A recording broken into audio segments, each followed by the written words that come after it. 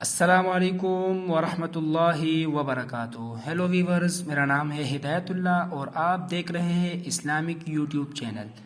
تو دوستو، آج انشاءاللہ ہم نورانی قاعدہ شروع کریں گے۔ دوستو، اگر آپ لوگوں کو اچھی طریقے سے نورانی قاعدہ سمجھ آ جائے اور پڑھنا آ جائے تو انشاءاللہ العزیز آپ ایزیلی قرآن مجید کو پڑھ سکیں گے۔ تو چلتے ہیں دوستو اپنے ٹاپک کی طرف۔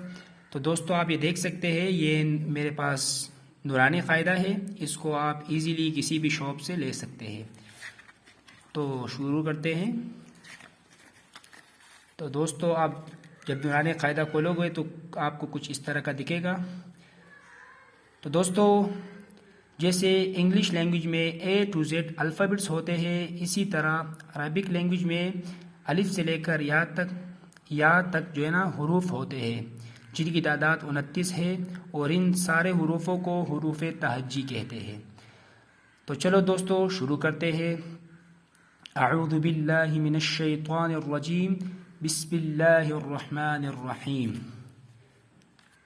الف با تا ثا جیم ح خا دال ذال را زا سین شین صاد ضاد طا ظا عین غین فا قاف کاف لام میم نون واو ہا حمزہ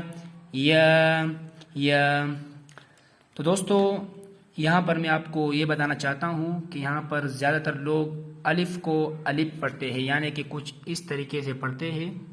یہ آپ دیکھ سکتے ہیں، یہ جو آخری میں پا ہے۔ تو دوستو، یہ پا جو ہے نا، یہ پورے قرآن میں کہیں بھی یہ پا نہیں آتا، یہ پا قرآن مجید میں نہیں ہے، یہ پڑھنا جو ہے نا غلط ہے۔ اس کو الف نہیں پڑھے، اس کو الف پڑھے۔ یہ آخری لفظ جو ہے نا، یہ فا ہونا چاہیے، الف۔ تو دوستو، یہاں پر زیادہ لوگ یہ غلطی کرتے ہیں، یہاں پر الف پڑھتے ہیں، فا کی جگہ آخری میں پا لگاتے ہیں۔ تو پا قرآن مجید میں نہیں ہے، تو لہٰذا آپ الف پڑھیں، آخری لفظ کیا ہونا چاہیے؟ فا۔ تو دوستو، آج تک کے لیے بس اتنا ہی۔